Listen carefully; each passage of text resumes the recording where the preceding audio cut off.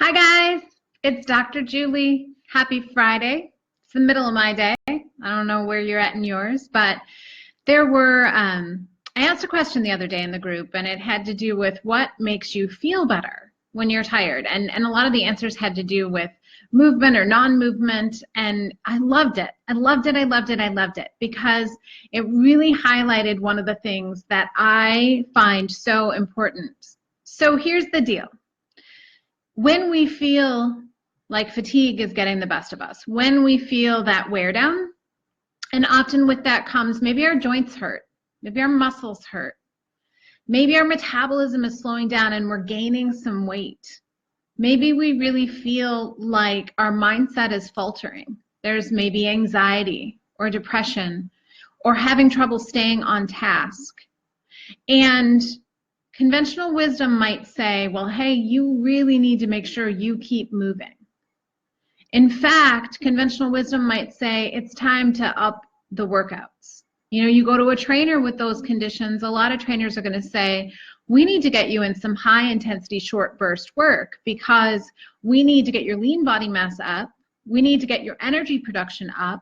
We need to get you moving faster and shorter so that we can hinder your stress response, and that's going to give you more energy.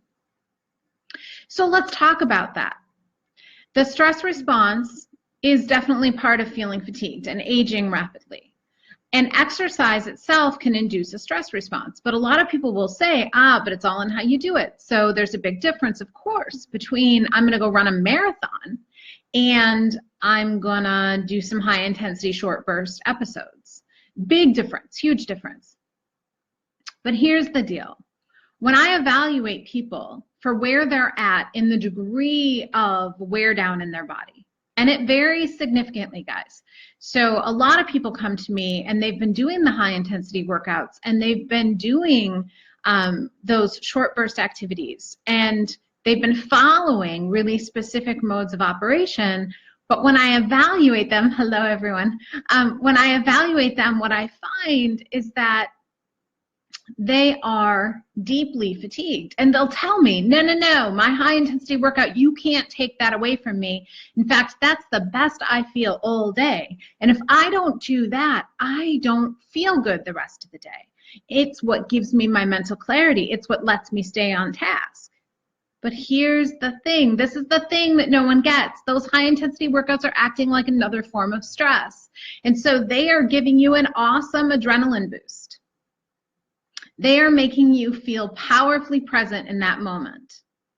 I wonder though, are you making the best decisions after those, or are you making decisions on like hyped up, super caffeinated adrenaline?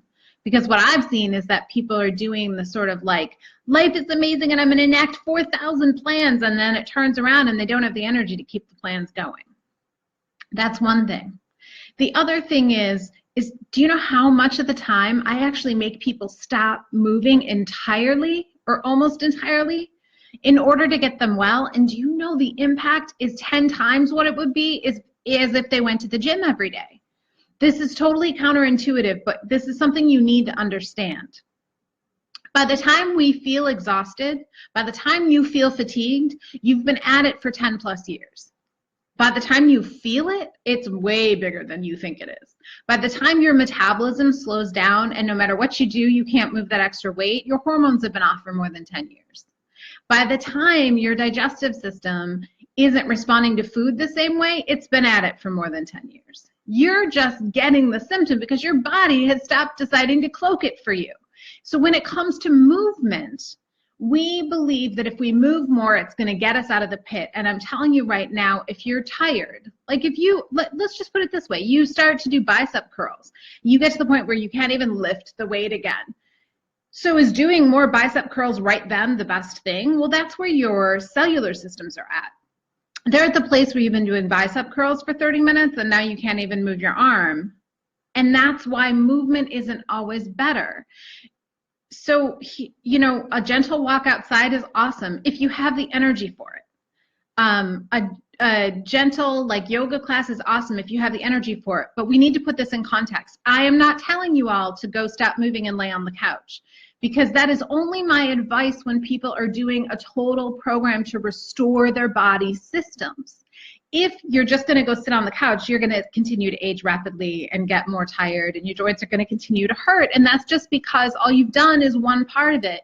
Restoring the body is a multifactorial process. You have to work from all angles, and that's what's most important. A lot of people will just do the high intensity exercise and then they'll neglect the rest, and they're still drawing themselves down. Or a lot of people, like I said, will just do the diet and they'll neglect the rest, and then they're drawing themselves down. So when it comes to movement, there are many times we need to actually stop and give our body a chance to focus, because you're asking your body to divert valuable resources every time you move. And if you've only got like a quarter tank of gas, you're not going to be able to run the rest of the body the way it should be by moving too much. So I love the conversation about movement. I want to inspire you guys to understand that if you're tired, you're tired. And if you're tired, moving more is not your answer. And if you're tired, moving less is part of the answer in the context of a plan that lets you restore the whole thing. But I don't want you pushing through. I don't want you pushing past. I don't want you doing the I'm just being lazy. If you're tired, you're tired, and there's good reason for it, and you've been at it for more than 10 years, and you need to believe that and allow yourself the chance to actually heal. I love and welcome your questions and comments. You guys are great. You're doing great things. You can get out of the exhaustion trap, but please don't fall for the just move more trap. All right? You guys have a beautiful Friday. You're fantastic. Bye-bye.